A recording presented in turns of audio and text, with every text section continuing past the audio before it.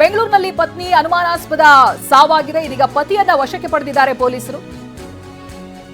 ಪತ್ನಿ ಆಸ್ಮಾ, ಪತಿ ಬಶೀರ್ ಈತನನ್ನ ಹೆಬ್ಬಾಳ ಪೊಲೀಸರು ವಶಕ್ಕೆ ಪಡೆದಿದ್ದಾರೆ.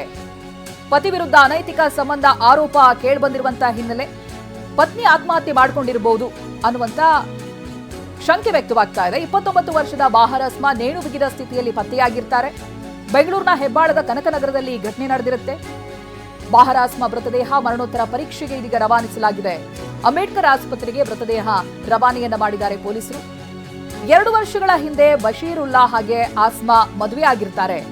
ಬಶೀರ್ಗೆ ಬೇರೆ ಯುವತಿಯ ಜೊತೆ ಅನೈತಿಕ ಸಂಬಂಧ ಇದೆ ಅನ್ನುವಂತ ಆರೋಪ ಕೇಳಿ ಬರ್ತಾ ಇದೆ. ಯುವತಿಯ ಕುಟುಂಬಸ್ಥರೇ ಈ ಆರೋಪವನ್ನ ಮಾಡ್ತಾ ಇದ್ದಾರೆ.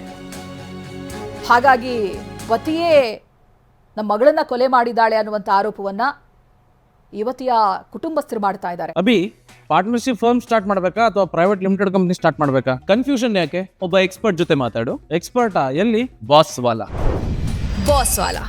B the boss. ಕೊಲೆ ಮಾಡಿ ನೇಣು ಬಿಗಿಯಲಾಗಿದೆ ಅಂತ ಪತಿ ವಿರುದ್ಧ ಆರೋಪ ಕೇಳಿ ಬರ್ತಾ ಇದೆ. ಈ ಬಗ್ಗೆ ಹೆಬ್ಬಾಳ ಪೊಲೀಸ್ ಠಾಣೆಯಲ್ಲಿ ಪ್ರಕರಣ ದಾಖಲಾಗಿದೆ. ಪ್ರಾಥಮಿಕವಾಗಿ ಎಲ್ಲವೂ ಶಂಕೆಯಾಗಿಯೇ ಇದೆ. ಪತ್ನಿ ಆತ್ಮಹತ್ಯೆ ಮಾಡಿಕೊಳ್ತಾ ಇದ್ದ ಹಾಗೆ ಆಕೆಯ ಕುಟುಂಬಸ್ಥರು ಮಾಡಿರುವಂತಹ ಆರೋಪದ ಮೇಲೆ ಪತಿಯನ್ನ ವಶಕ್ಕೆ ಪಡೆದಿದ್ದಾರೆ ಪೊಲೀಸರು. ವಿಚಾರಣೆ ನಡೀತಾ ಇದೆ. ಪತಿ ವಿರುದ್ಧವಾಗಿ ಅನೈತಿಕ ಸಂಬಂಧ ಇರುವಂತಹ ಆರೋಪ ಕೇಳಿ ಬರ್ತಾ ಇದೆ. ಕಾಲೇಜಲ್ಲಿ ಡೆಡ್ ಹೌಸಲ್ಲಿ ನಿಂತಿದ್ದೀವಿ. ಯಾಕಂದರೆ ಆ ಹುಡುಗಿ ಇವತ್ತು ಶವವಾಗಿದ್ದಾಳೆ. ಅವಳಿಗೆ ಮರ್ಡರ್ ಆಗಿದೆ. ಅವರ ಗಂಡ ಸುಮಾರು 1.5 ವರ್ಷದಿಂದ ಟಾರ್ಚರ್ ಮಾಡ್ತಾಯಿದ್ರು. ಈಗ ಅವ್ರು ಏನು ಹೇಳ್ತಾ ಇದ್ದಾರೆ ಅಂದರೆ ಸೂಸೈಡ್ ಮಾಡ್ಕೊಂಡಿದ್ದಾರೆ. ಎಲ್ಲಿ ಗಂಟ ಆ ಹುಡುಗಿ ಪರಿಚಯ ನಾನು ನಿಮಗೆ ಕೊಡ್ತೀನಿ. ಯಾಕಂದರೆ ಆ ಹುಡುಗಿ ಒಂದು ಧೈರ್ಯವಾದಂಥ ಹುಡುಗಿ, ಡಬಲ್ ಗ್ರ್ಯಾಜುಯೇಟು.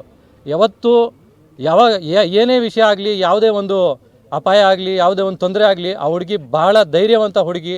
ತನ್ನ ಸಂತಾನಕ್ಕೆ ಇಂಡಿಪೆಂಡೆಂಟ್ ಆಗಿ ಸಂಬಳಕ್ಕೆ ಹೋಗಿ ಗಂಡನ್ನ ಸಾಕ್ತಾ ಇದ್ಲು. ಅವಳು ಮನೆ ನಡೆಸ್ತಾ ಇದ್ದಿದ್ದು.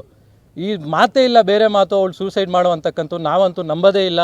ಪೊಲೀಸ್ಗಿರಲಿ, ನಮ್ಮ ಜಮೀರ್ ಅಹಮದ್ ಖಾನ್ ಸಾಹೇಬ್ ಮಿನಿಸ್ಟರು, ಮೈನಾರಿಟಿ ಮಿನಿಸ್ಟರ್ಗೆ ನಾವು ಮನವಿ ಮಾಡ್ತೀವಿ, ದಯಮಾಡಿ ಈ ವಿಷಯಕ್ಕೆ ತಾವು ಕೈ ಹಾಕಿ ಈ ಹುಡುಗಿಗೆ ನ್ಯಾಯ ಸಿಗಬೇಕಂತ ಹೇಳಿ ನಾವು ಮನವಿ ಮಾಡ್ತೀವಿ. ಮತ್ತು ಎಲ್ಲ ವಿದ್ಯಾರ್ಥಿಗಳು ನೋಡ್ತಾ ಇರೋರಿಗೆ ಹೇಳ್ತೀವಿ, ನಮ್ಮ ಜೊತೆ ಕೈ ಜೋಡಿಸಿ ಈ ಹುಡುಗಿಗೆ ನ್ಯಾಯ ಸಿಗಬೇಕು. ಯಾಕಂದರೆ ಬೇರೆ ಇನ್ನು ಮುಂದೆ ಯಾವುದೇ ಹೆಣ್ಮಗುಗೆ ಈ ಥರ ಆಗಬಾರ್ದು. ಮತ್ತು ನೀವು ಯಾರೇ ವರದಕ್ಷಿಣೆ ಕೇಳಿದ್ರೆ ನಿಮ್ಮ ಡಿಗ್ರಿ, ನಿಮ್ಮ ಕ್ಯಾರೆಕ್ಟರು, ನೀವು ಓದಿರೋದು ವಿದ್ಯೆ ಮಾತ್ರ ವರದಕ್ಷಿಣೆ ಕೊಡಿ ದಯವಿಟ್ಟು ಅಂತ ಯಾವುದೇ ಒಂದು ಕೀಳ್ಮಟ್ಟದ ಕೆಲಸ ಮಾಡಿದ್ರೆ ಅವ್ರ ಗಂಡ್ಮಗು ಇಲ್ಲಿ ಅವರಿಗೆ ಗಲ್ ಶಿಕ್ಷೆಗೆ ಆಗಬೇಕಂತ ನಾವು ಕೇಳ್ಕೊತೀವಿ. ಮತ್ತು ಅದೇ ರೀತಿಯಲ್ಲಿ ಹೆಣ್ಮಕ್ಳು ಸಹ ಗಂಡ್ಮಕ್ಕಳಿಗೆ ಟಾರ್ಚರ್ ಮಾಡಿದ್ರೆ ಅವ್ರಿಗೂ ಸಹ ಕಠಿಣ ಕ್ರಮ ತಗೋಬೇಕು ಅಂತ ನಾವು ಹೇಳ್ತಾ ಇದ್ದೀವಿ. ದಯಮಾಡಿ ಈ ವಿಡಿಯೋನ ಶೇರ್ ಮಾಡಿ. ಈ ಹುಡುಗಿ Bahar asthma, double graduate, government college, ನಮ್ಮ ಪಾದ್ರಾಯನ್ಪುರ ಇಲಾಖೆ, BZ ಜಮೀರ್ ಅಹಮದ್ ಖಾನ್ ಸಾಹೇಬ್ರವರ ಕಾನ್ಸ್ಟಿಟ್ಯೂನ್ಸಿಗೆ ಸಂತೋಷ ಆಗುತ್ತೆ. ನ್ಯಾಯ ಸಿಗ್ಲಿಕ್ಕೆ ನಾನು ಓಡಾಡ್ತೀನಿ, ಬಟ್ ನ್ಯಾಯ ಬೇಕೇ ಬೇಕು ಸರ್. ನಾನು ನಮೀರ್ ಹತ್ರ ಹೋಗ್ತೀನಿ, ಮಾತಾಡ್ತೀನಿ, ಅವ್ರು ನ್ಯಾಯ ಬೇಕು. ಅವ್ರಿಗೆ ಅವ್ರು ತುಂಬ ಇಷ್ಟ, ಅವ್ರಿಗೆ ನಮೀರ್ ಅಹಮದ್ ಖಾನ್ ತುಂಬ ಇಷ್ಟಪಡ್ತಾರೆ. ಅವ್ರಿಗೆ ಅವ್ರ ವಿಷಯಕ್ಕೆ ಅವಾರ್ಡು ತೊಗೊಂಡಿದ್ದಾರೆ. ಅದು ಫೋಟೋನು ನನ್ನ ಹತ್ರ ಇದೆ. ನಾನು ಬೇಕಾದ್ರೆ ತರಿಸಿ ನಿಮ್ಗೆ ಕೊಡ್ತೀನಿ. ಬಟ್ ನಮಗೆ ಮಕ್ಕಳಿಗೆ ನ್ಯಾಯ ಬೇಕು. ಚಿಕ್ಕ ಮಕ್ಕಳಿಗೆ ನ್ಯಾಯ ಬೇಕು, ಹೆಣ್ಮಕ್ಳಿಗೆ ಎಲ್ಲ ನ್ಯಾಯ ಬೇಕು.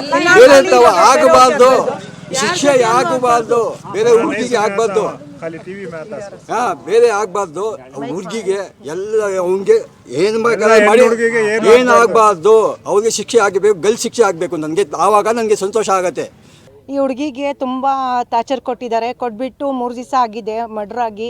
ಇವನಿಗೆ ಫಾನ್ಸಿ ಸಜೆ ಕೊಡಲೇಬೇಕು, ನ್ಯಾಯ ಬೇಕೇ ಬೇಕು. ಈ ಹುಡುಗಿಗೆ ಆಗಿದೆ, ನಾಳೆ ಬೇರೆ ಹುಡುಗಿ ಜೊತೆನೇ ಆಗಬಾರ್ದು.